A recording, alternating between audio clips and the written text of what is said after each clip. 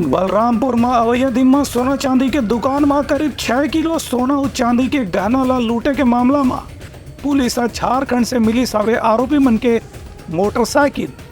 Police team जगह जगह करत हवे आरोपी मन के तलाश।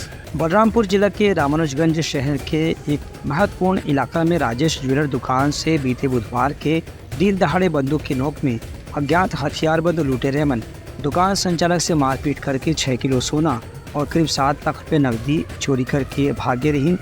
ये मामला में पुलिस लगातार आरोपी मन की तलाश करत है।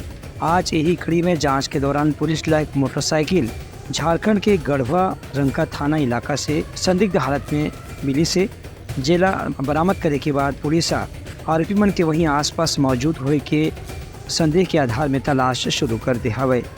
पुलिस के कहना है कि सीसीटीवी फुटेज से साफ तौर पे दिखाई दे थे कि 2 अलग अलग मोटरसाइकिल में लुटेरा मन आए रही और मन नकाबपोश रही, मन के हाथ में हथियार भी रही से और मन ज्वेलर दुकान के संचालक से मारपीट करके करोड़ों रुपए के सोना चांदी के जेवर और नगद राशि लूट के फरार हो गए रही।